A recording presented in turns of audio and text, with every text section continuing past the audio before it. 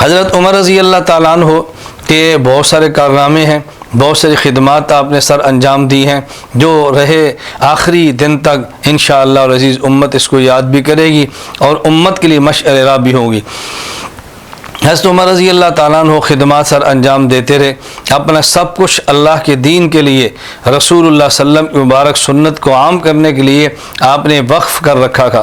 حضرت عمر رضی اللہ تعالیٰ نے ان تمام چیزوں میں سے جتنی ممکن، جس حد تک ممکن تھا قربانی دی ہے، اپنا سب کچھ دین حق پہ قربان کیا ہے اور طاقت کے ساتھ بھی دین کو نافذ کیا ہے اور بڑے بڑے فتنوں کا قلع کما کیا ہے۔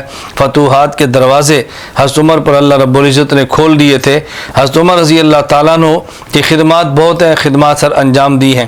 حضرت عمر رضی اللہ تعالیٰ عنہ کی ایک حسرت اور ایک خواہش تھی، وہ روایات میں موجود ہے۔ حضرت عمر رضی اللہ تعالیٰ عنہ نے ایک روز مسجد نبوی پہ ممبر پر خطبہ ارشاد فرمایا۔ حضرت عمر رضی اللہ عنہ کا تاریخی خطبہ ہے اور کس درد کے ساتھ کہا ہوگا، آپ خطبے کے الفاظ کو سن کر خود اندازہ فرمائیں۔ فرمانے لگے، ان فی جنات عدن قصرا، جنت میں ایک بہت بڑا محل ہے، لہو 500 بابن، اس کے 500 دروازے ہیں، وعلی کل باب 5,000 من الحور العین، اور ہر دروازے پر 500 حوریں اللہ رب العزت نے رکھی ہیں، گویا کہ 2.5 لاکھ حوریں بنتی ہیں۔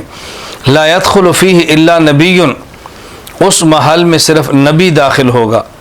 ثم نظر الی قبر رسول اللہ صلی اللہ علیہ وسلم، پھر نبی کریم صلی اللہ علیہ وسلم قبر مبارک کی طرف دیکھا اور حضرت عمر نے عرض کیا، ہنیئا لک یا صاحب ھذا القبر، اللہ کے نبی آپ اس محل میں تشریف لے جا چکے ہیں۔ اور صدیق، یا اس محل میں صدیق داخل ہوگا۔ ثم نظر الی قبر ابی بکر رضی اللہ عنہ، پھر حضرت ابو بکر صدیق رضی اللہ عنہ کی قبر کی طرف دیکھا اور فرمایا، ہنیئا لک یا صاحب ھذا القبر، یا ابو بکر مبارک ہو، اس محل میں آپ بھی جا چکے ہیں۔ اور شہید، یا اس محل میں شہید داخل ہوگا۔ پھر عمر رضی اللہ عنہ کے بارے میں ہے، ثم اقبل علی نفسہ، پھر اپنی ذات کی طرف توجہ دل فرمانے لگے، انا لک شہادت یا عمر، اے عمر تیری قسمت میں شہادت کہاں، تیرے مقدر میں شہادت کہاں۔ یہ بات کیوں فرمائی؟ حضرت عمر رضی اللہ عنہ کی خواہش میدان جنگ میں جا کر جہاد کرنے کی تھی۔ صحابہ کرام رضی اللہ عنہ مجمعین، اصحاب رائے اس بات پہ متفق تھے کہ آپ کو خود میدان میں نہیں جانا چاہیے، مدینہ منورہ میں رہ کر آپ کمان فرمائیں اور امت کی رہنمائی فرمائیں، آپ کی بہت ضرورت ہے۔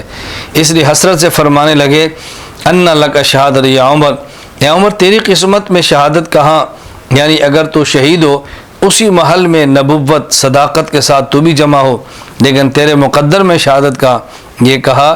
پھر حضرت عمر رضی اللہ عنہ نے ایک تاریخی جملہ ارشاد فرمایا جس کو ہماری تاریخ نے اپنے سینے میں محفوظ کیا ہے۔ حضرت عمر فرمانے لگے، ان اللہ الذی اخرجنی من مکہ، یا وہ اللہ جو مجھے مکہ سے نکال کر الی ہجرت المدینہ، مدینہ منورہ تک لے آیا، قادر علی ان یسوق الی الشہادہ، اس بات پر قادر ہے کہ عمر مدینہ سے باہر نہ جائے، اللہ شہادت کو کھینچ کے عمر کے پاس لے آئے۔ یہ بات عمر نے کہی۔ حضرت عبداللہ بن مسعود رضی اللہ عنہ فرماتے ہیں، فساقہ اللہ الیہ، اللہ رب العزت عمر تک واقعتاً اس شہادت کو کھینچ کے لائے کہ حضرت عمر کو شہادت کی طلب کے لیے میدان میں نہیں جانا پڑا، میدان میں جانے کی بجائے شہادت کو عمر کا طالب بنا کر اللہ مدینہ منورہ لے آئے۔ حضرت عمر رضی اللہ تاریخی جملہ ارشاد فرمایا۔